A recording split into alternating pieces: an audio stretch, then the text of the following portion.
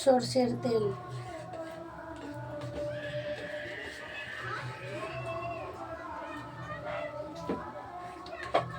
এটা মাছ একটু ফুটবে কারণ এটা পাঙাশ মাছ আছে। ঠিক আছে, একটু তেলটা একটু গরম করে নিব।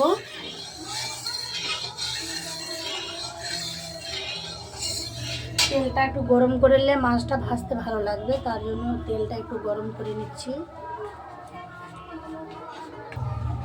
তেলটা গরম হয়ে গেছে, মাছ দিয়ে দিচ্ছি আমি।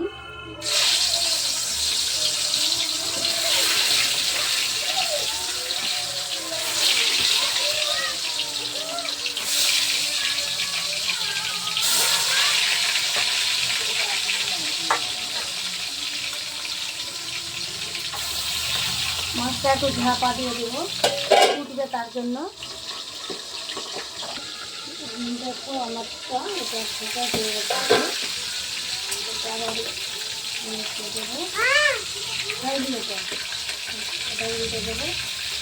ঠিক আছে, মাছটা ফুটছে।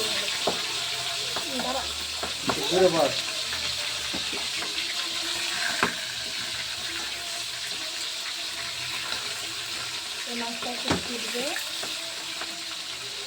তারপরে ঢাকা দিয়ে এটা ভেজে নিতে হবে। ঠিক আছে,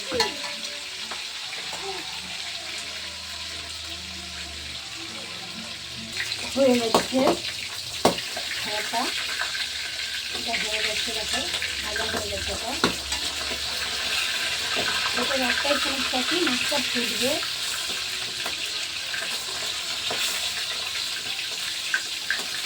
এটা হয়ে গেছে, আমি এটা উঠিয়ে নেব।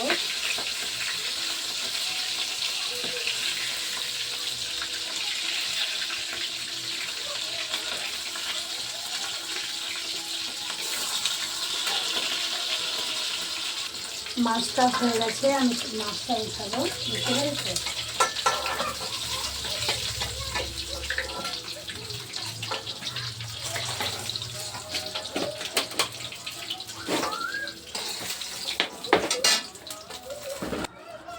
দেখো এখানে আছে কুচানো পেঁয়াজ, রসুন, কাঁচা লঙ্কা দুটো, পেঁয়াজ, টমেটো কুচু, তেজপাতা, জিরা। এটি আমি এখানে দেব কড়াইয়ে। পেঁয়াজ দিলাম, রসুন দিলাম, লঙ্কা দিলাম, জিরে দিলাম, তেজপাতা,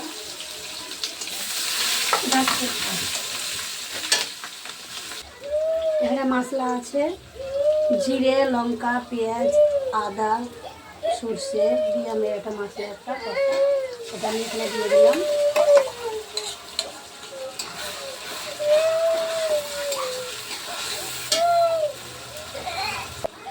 আমি এটা ঝাঁপা দিয়ে দেবো, দিয়ে কিছুক্ষণ পর আমি উঠিয়ে নেব। এটা আমি উঠিয়ে নিলাম। দেখো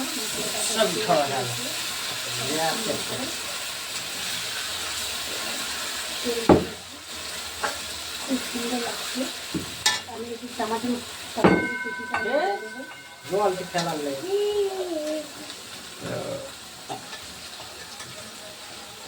কুচিটা আমি দিয়ে দিলাম।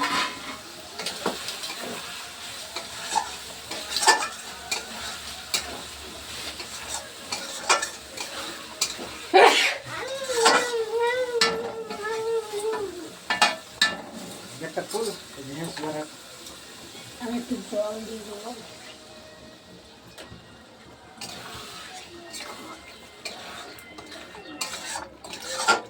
জল দিয়ে আমি এটাকে ঝেঁটে দেবো। দেখো কেমন মশলা ঝেড়েছে। দেখো তেলটা ছেড়েছে, তেলটা চলে এসেছে।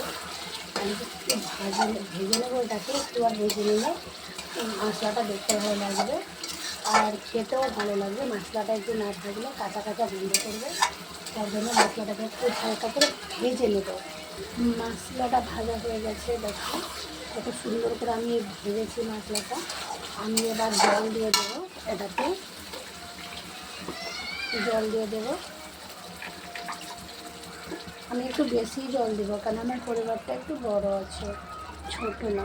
ছোটো থাকলে অল্প করে রান্না করলে হয়ে যেত। আমি এটা জল দিয়ে দিলাম।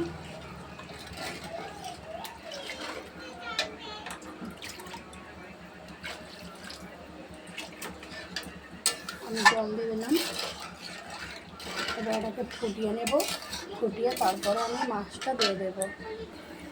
আমি মাছ দিয়ে দেবো এখানে।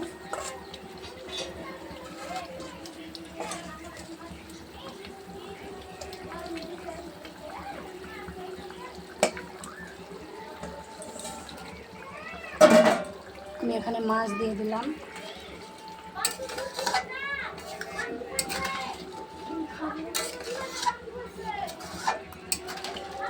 এটাকে কিছুক্ষণ ফুটিয়ে আমি নামিয়ে দেব, কিছুক্ষণ ফুটাতে হবে। দেখো আমার রেসিপিটা হয়ে গেছে, মাছের ঝোল রেসিপি হয়ে গেছে। দেখো কত সুন্দর সুন্দর হয়েছে রেসিপি ঝোলটা। যে দেখো এটা মাছ আছে পিস, এই দেখো আমার হয়ে গেছে। আমি এবার নামিয়ে দেবো। দেখো দেখা হবে এরপরের ভিডিওতে।